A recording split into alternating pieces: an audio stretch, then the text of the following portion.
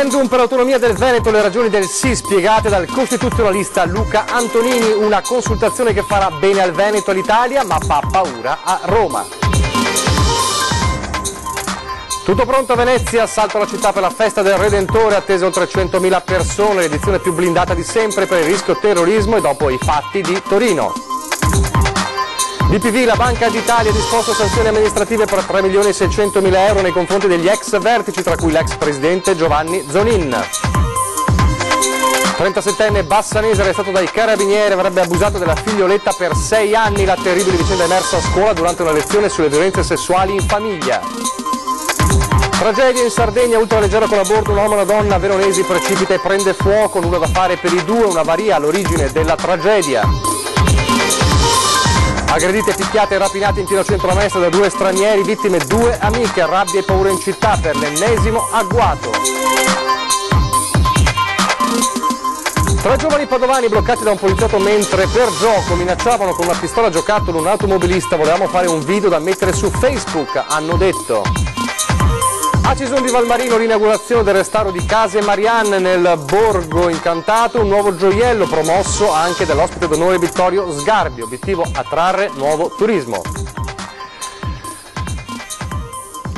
Telespettatori di Antena 3, buonasera, ben ritrovati, edizione del Veneto dei nostri telegiornali che si apre, come avete visto e sentito dai titoli, tornando a parlare del referendum per l'autonomia del Veneto del 22 ottobre, ieri, come sappiamo, e come abbiamo visto nei nostri telegiornali, l'avvio della campagna referendaria per il sì. Oggi a parlare è uno dei giuristi maggiori fautori del referendum del 22 ottobre, uno dei giuristi che ha fatto parte del gruppo che ha portato il Veneto a vincere il ricorso alla Corte Costituzionale contro il governo, il costituzionalista Luca Antonini, che dice che questo referendum è una svolta, farà bene all'Italia e al Veneto, ma fa anche paura a Roma.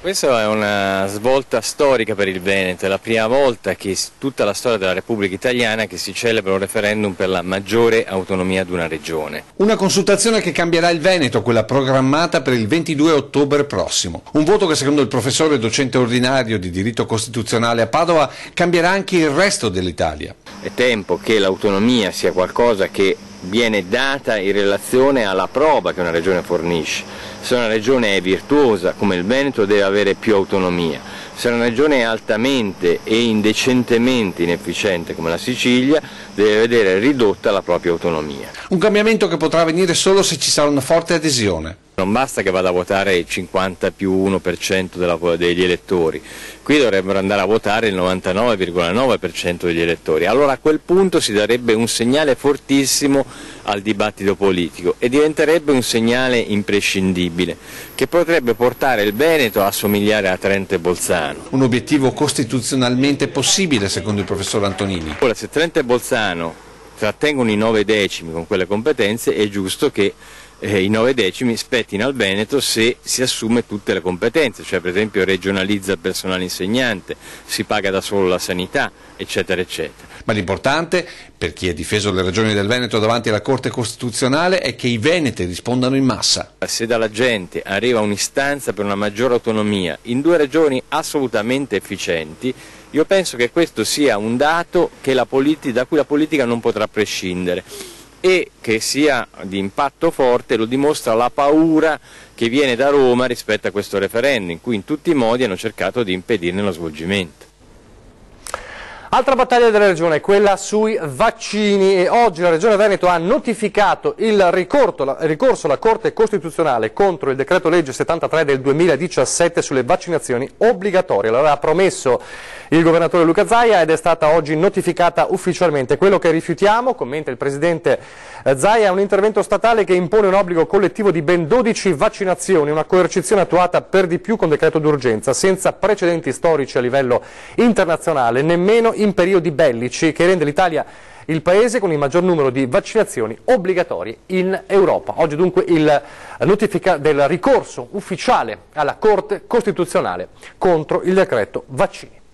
Adesso cambiamo argomento e parliamo di una Venezia blindatissima, forse come non mai, perché ormai c'è già iniziato l'assalto per la festa del Redentore alle 17:30, la polizia locale ha fatto sapere che i parcheggi di Piazzale Roma sono già esauriti, 100.000 persone attese per la festa del Redentore, blindatissima. Aperto il ponte votivo, misure di sicurezza ai massimi livelli, dispiegamento di forze e mezzi mai visti prima per la festa del Redentore. Il comando della Polizia Municipale, sulla base dei dati rilevati, stima che a Venezia arriveranno circa 100.000 persone per assistere allo spettacolo pirotecnico. Sul fronte sicurezza i controlli saranno massimi. Per la prima volta la tradizionale festa del 15 luglio è gestita con varchi d'ingresso, contapersone, corridoi e settori prestabiliti che saranno chiusi una volta raggiunto il numero massimo. Il Comitato per la Sicurezza, riunitosi in prefettura, si è espresso con una cifra: massimo 16.000 persone a San Marco, con soli 4 varchi da cui accedere in piazza con tanto di metal detector. Ci saranno le transenne all'altezza del Gran Caffè Chioggia in area Marciana, con un corridoio che partirà da Piazzetta San Marco e dividerà in 2 ali la folla per consentire spazi di manovra alle forze dell'ordine ed eventuali soccorritori. Una volta raggiunto il limite, le persone in più saranno respinte da polizia e carabinieri. Gruppi speciali di agenti saranno posizionati anche sui tetti per vigilare lo svolgimento della festa, come già avvenuto a Carnevale, con le misure antiterrorismo impartite dal Viminale. Un piano disegnato sul campo in prefettura a Venezia. Altri presidi di controllo saranno realizzati nelle 2 altre zone calde per assistere allo spettacolo dei fuochi, le aree ricomprese tra le Zattere, la Basilica della Salute e l'isola della Giudecca. I fuochi partiranno in bacino San Marco alle 23:30, ma la città è stata invasa da migliaia di turisti già dal primo pomeriggio.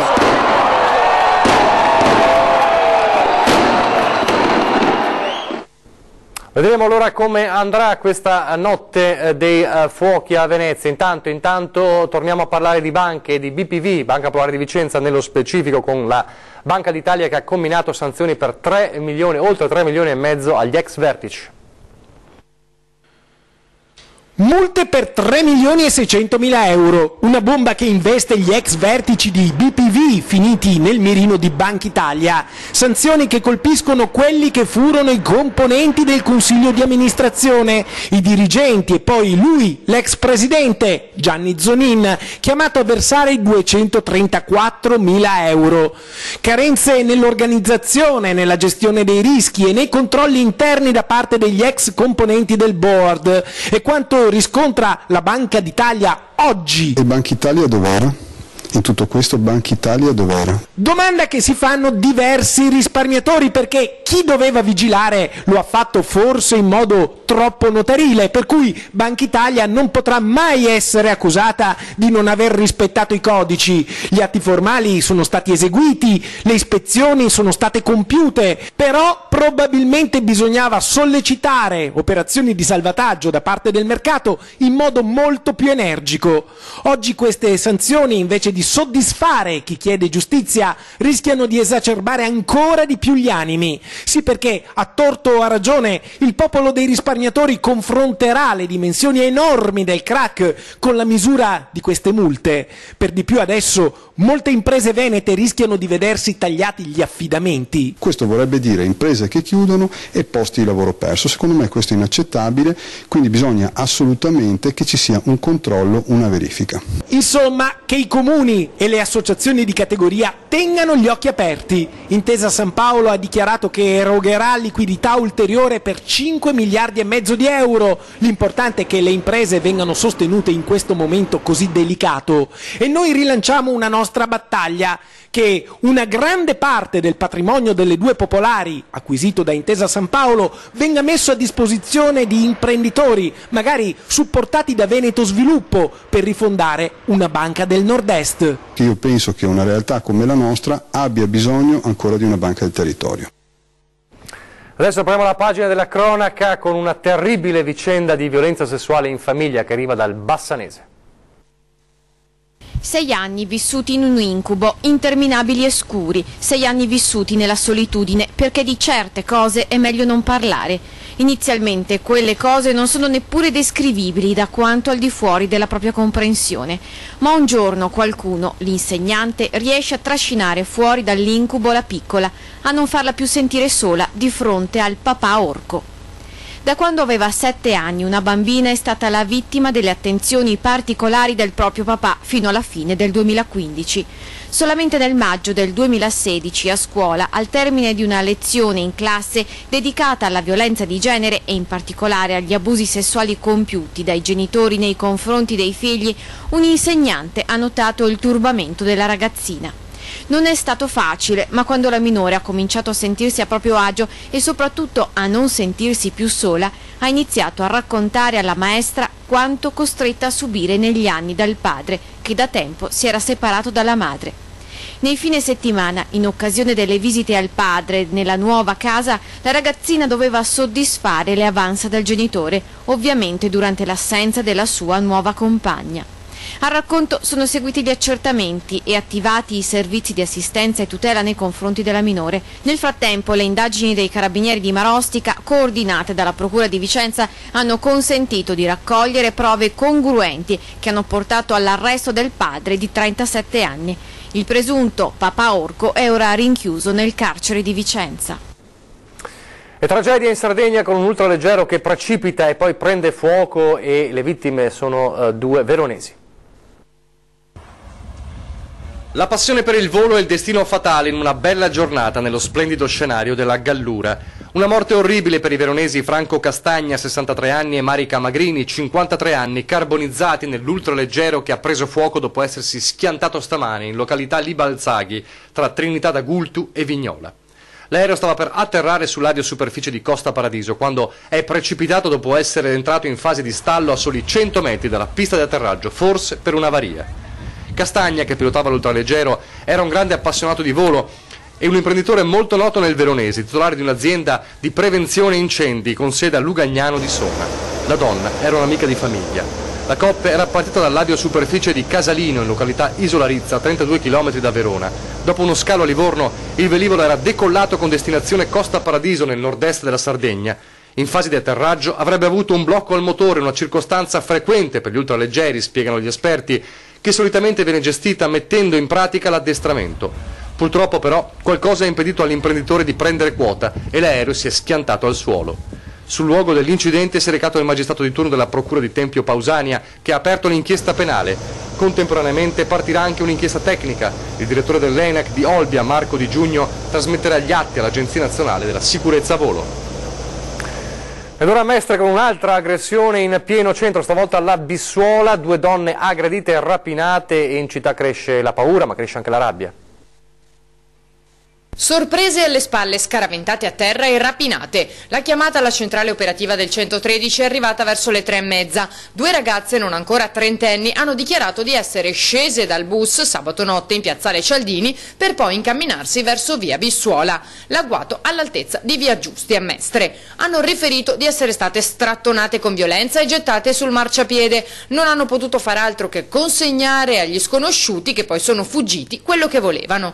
Quando gli agenti sono giunti sul posto, le donne erano agitate, hanno fornito un identikit dettagliato, hanno rifiutato le cure mediche e sono state accompagnate a casa. Non è l'unico episodio avvenuto nella notte. Sempre a Mestre, in via Trento, verso le 5, un residente, stanco della presenza sotto casa sua di prostitute e trans, è sceso in strada a protestare. Di risposta ha ricevuto un pugno in pieno volto. Quando gli agenti sono arrivati però gli aggressori erano già fuggiti, e tra chi frequenta e vive queste zone aumenta la paura. Andare in giro di sti passi qua ne sento tante, non so quanto sicuro sia sinceramente, dal famoso pestaggio che dopo è morto in poi.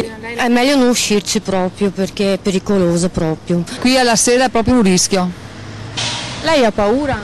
Sì, di sera sì, io non mi muovo mai di sera, se mi muovo con mio marito, però sì, ad avere paura qui queste zone qua purtroppo, non è più un Mestre di una volta. Io abito vicino al parco di Bissuola, non si può più andare al parco di Bissuola perché è diventato un disastro, non si può andare da nessuna parte qua, proprio un disastro. Di sera è meglio non uscire.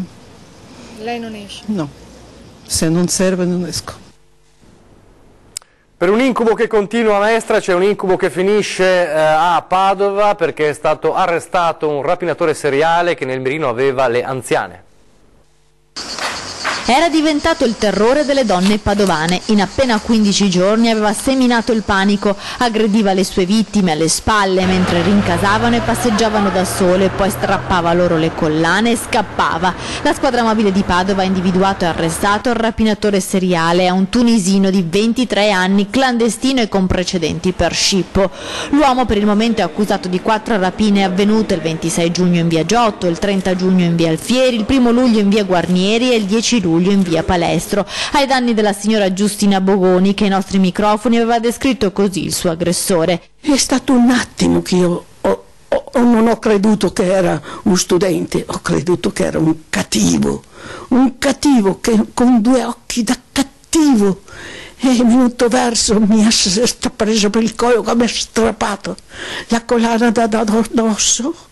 E in più guarda i lividi che mi ha fatto. Secondo la squadra mobile però il ragazzo sarebbe responsabile anche di altri 6 colpi avvenuti sempre a Padova tra il 26 giugno e il 10 luglio. Noi riteniamo di sì, per le modalità che sono successe, le descrizioni che avevano fatto le vittime, anche quelle che non sono state in grado di riconoscerlo, corrisponde perfettamente alla descrizione, e quindi riteniamo che possa essere lui il singolo autore. Del resto in questi giorni non c'è mai emerso una bivalenza di casi sullo stesso soggetto con le stesse modalità, per cui riteniamo che sia lui l'autore di questi fatti. Il 23enne tunisino è stato individuato grazie alle descrizioni delle vittime, che hanno raccontato di essere state aggredite da un ragazzo giovane con la pelle olivastra e con pochi denti. I poliziotti della mobile hanno rintracciato lo straniero clandestino mentre si nascondeva in casa di conoscenti. Nel 2014 era già stato arrestato per scippo, ora si trova rinchiuso nel carcere Due Palazzi di Padova. A Marghera ora il primo tentativo, lo sappiamo, è stato un flop, ma domani a Marghera sarà un'azione gli artificieri dell'esercito per tentare, si spera con successo, di abbattere la prima delle 2 torri di Vinyls.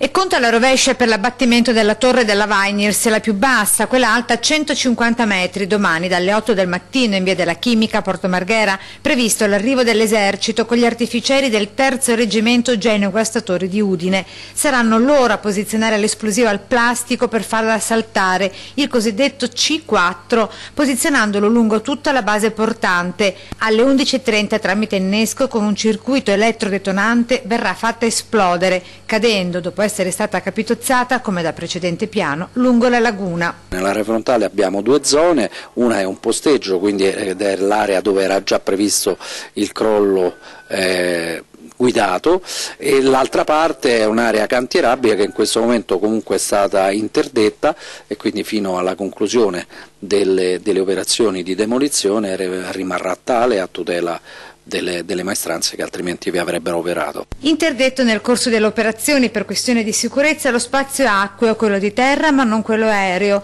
Una volta battuta la torcia, la CV22 verrà tagliata a pezzi con la fiamma ossidrica. Bisognerà attendere il buon esito per poi decidere come far cadere l'altra torre, la più alta, la CV23, 183 metri d'altezza, ma stavolta la ditta incaricata, la stessa che si è occupata di far saltare i ponti della Salerno-Reggio Calabria, dovrà cavarsela senza l'esercito. 200.000 euro in totale, infatti, il costo di abbattimento di entrambe le torce. A Padova, o meglio nel Padovano, a Grantorto, arrestato il dipendente infedele di un'azienda che aveva rubato oro alla sua ditta. Rubava oro dall'azienda di cui è dipendente e lo rivendeva a un negozio di compro oro di Padova, un meccanismo ormai consolidato che però non è sfuggito ai carabinieri di Piazzola sul Brenta. È finito così in carcere un 50enne di Grantorto, accusato di furto aggravato. Dipendente di una società orafa di Vicenza, aveva architettato, secondo l'accusa, un sistema per ottenere guadagni illeciti. Puntualmente, 2 giorni alla settimana, l'uomo si sarebbe recato dalla sede di lavoro al compro oro, attivandosi poi per procurarsi stupefacente. Tutto parte da un'attività dei carabinieri che era stata attivata per contrastare la ricettazione. Era stato così ispezionato il registro di carico del compro-oro e spesso ricorreva il nome del cinquantenne, tanto che i militari si sono insospettiti. È risultato così che da gennaio a oggi il dipendente avrebbe venduto al negozio quasi 300 grammi di oro in complessive 47 operazioni per un valore di oltre 9.000 euro. L'uomo è stato così pedinato e quindi fermato poco prima che entrasse nel compro-oro con 5 filamenti da saldatura asportati poco prima dall'azienda. E il responsabile del negozio ha confermato che le precedenti cessioni erano state sempre di materiale uguale a quello sequestrato al momento dell'arresto. Già effettuata l'udienza, il giudice ha convalidato l'arresto e rinviato l'udienza di giudizio su richiesta della difesa. Ancora a Padova con la denuncia di 3 ragazzini bloccati da un poliziotto mentre per scherzo puntavano una pistola giocattolo, ma questo lo sapevano solo loro, a un automobilista. E la motivazione qual era? Era quella di postare un video su Facebook. Hanno puntato una pistola fuori dal finestrino spaventando chi era a bordo dell'auto a fianco, che ha frenato bruscamente fuggendo poi in una strada laterale. È accaduto in via Trieste, in centro, e la vicenda è finita con una denuncia per 3 giovanissimi padovani. I 3 incensurati, tra loro anche un minorenne, sono stati visti mentre la pistola sbucava dal finestrino da un poliziotto fuori servizio che li ha costretti a fermarsi estraendo il tesserino delle forze dell'ordine. Perfino imbarazzante la motivazione fornita dai giovani, che si sono scusati, volevano filmare la scena e postare su Facebook il video con la reazione impaurita dell'automobilista alla guida dell'altra auto. Pone di riflettere su quelli che sono i comportamenti delle nuove generazioni, degli adolescenti, la sottovalutazione delle situazioni, l'utilizzo delle armi, anche se giocattolo, come comunque esperienza relazionale, cioè le armi vengono viste come qualcosa di legittimo nelle relazioni. Inutili le giustificazioni dei ragazzi, la pistola era un'arma giocattolo e aveva il tappo rosso, ma non è bastato. I 3 sono stati denunciati per minacce aggravate, una sconfitta sociale secondo gli addetti ai lavori. Responsabilità sì degli adolescenti, ma è anche una riflessione che devono fare le famiglie, che spesso non guardano i video e i videogiochi, in particolare quando sono in età evolutiva, i propri figli. Questa sottovalutazione che le famiglie fanno di quanto ciò che si vede diventa parte fondante della cultura e della formazione della realtà. Adesso nel Trevigiano, inaugurazione ieri sera a Cison di Valmarino del restauro delle case Mariano, un ostello e spazi espositivi per uno spazio ai piedi di Castelbrando da sempre legato ad artigianato vivo. Obiettivo: attrarre più turisti. La mia volontà non conosce ostacoli, è firmato Pin, non Mussolini. Ha richiamato una scritta che da 80 anni campeggia sul muro di Cison per sottolineare la volontà del sindaco Cristina Pin di recuperare uno degli angoli più suggestivi del paese, le case Mariano.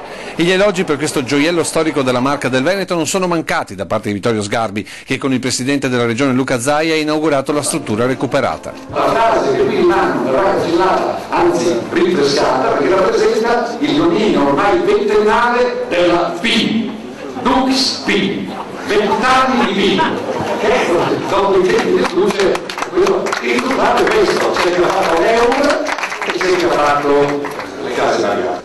Un intervento da oltre 3 milioni di euro, frutto di una sinergia tra pubblico, associazionismo e privato. 3 milioni 047, a dire la verità, compreso l'acquisto. Sì, la fortuna di avere una Proloco così attiva che è riuscita a comprarla, la fortuna di avere la regione che ci ha messo 1,5 milioni di euro, la fortuna dei privati che ci hanno dato 430.000 euro tramite l'Aerbonus, e noi come comune abbiamo messo il resto. È solo tutti insieme, solo la forza, l'unione di tutti fa la forza, e quindi questi sono i risultati. Importante il contributo della regione. Benvenga questo, benvenga questa valorizzazione, che è poi la valorizzazione dei nostri borghi, e si dice tanto: il nostro territorio deve vivere di turismo. Questo vuol dire preparare la culla per il neonato che arriva. Questo ci permetterà di comunicare ancora di più e di rinunciare a capannoni e pensare di investire ancora di più nel territorio. Turismo giovane con un ostello e poi spazi per mostre ed altri eventi culturali, come Artigianato Vivo, che da 37 anni anima questa zona. E questo recupero attento è anche un segnale di attenzione per un'economia crescente del Veneto, quella turistica. C'è un'amministrazione che tiene pulitissima la città e dal senso dell'ordine e anche del volere accogliere con, come appare in quest'area delle case Milan, con una cura del dettaglio, dei particolari, che può essere interpretata da ognuno come una forma di ospitalità. Due notizie della programmazione, la prima riguarda 20 e 10, questa sera torna l'appuntamento con i nostri approfondimento serali dopo il telegiornale di Treviso, riflettori ancora puntati sulla questione delle banche e loro ospiti di Ferdinando Avarino sono Claudio Sernagiotto, presidente di Banca della Marca, e Paolo Quaggetto, avvocato esperto in questioni bancarie. E poi questa mattina c'è stata l'ultima puntata prima delle ferie della Voce del Mattino, condotto da Fabio Fioravanzi, ospite il direttore di Antena 3 Luigi Baciali. Oggi al telefono, stamane al telefono sono intervenuti big della politica come Renato Brunetta, Luca Zaia, Renato Brunetta, Matteo Salvini, Ettore Rosato e Raffaele Fitto, e la Voce del Mattino, oggi è l'ultima puntata, tornerà a settembre, come sempre alla stessa ora. C'è il tempo soltanto per un'ultima notizia che riguarda lo spettacolo, riguarda la mostra del cinema, perché Downsizing, diretto da Alexander Payne, interpretato da Matt Damon, Christoph Waltz e Hong Chau, sarà il film di apertura in concorso della 74esima mostra internazionale dell'arte cinematografica della Biennale di Venezia, in programma dal 30 agosto al 9 settembre prossimo. È stato scelto dunque Downsizing del regista Alexander Payne, regista di Sideways, Paradiso Amaro e di Nebraska. È davvero tutto per questa edizione del Veneto, vi ricordo adesso le previsioni del tempo. Grazie per averci seguito, arrivederci.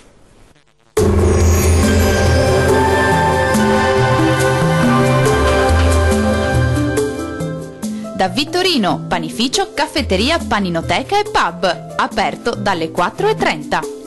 Sarà una bellissima domenica di sole, clima ancora più mite e temperature in ulteriore lieve calo. Vediamo il dettaglio. Sul Veneto bel tempo con cieli in prevalenza sereni su tutta la regione, qualche nube alta e innocua sulle cime alpine. Temperature che risultano essere, come detto, in lieve calo, con massime tra i 24 e i 30 gradi, minime in locale aumento tra i 12 e i 20 gradi circa. Andiamo ora a vedere che tempo farà sul Friuli Venezia Giulia. Tanto sole dappertutto, anche qui grazie alla persistenza dell'alta pressione, poche nubi alte e innocue sui settori centro-orientali. Temperature massime tra i 26 e i 28 gradi, minime attese tra i 13 e i 15 gradi circa. Concludiamo con uno sguardo alla situazione del Trentino Alto Adige. Anche qui avremo una bella giornata soleggiata e stabile su tutta la regione, salvo una locale e parziale nuvolosità sulle Alpi di confine. Clima piacevole, estivo, con temperature massime sui 27-30 gradi, minime sugli 11-13 gradi circa. Il mare sarà poco mosso sulle coste e mosso al largo, i venti moderati e nord-orientali. Dal meteo di Antena 3 è tutto, arrivederci.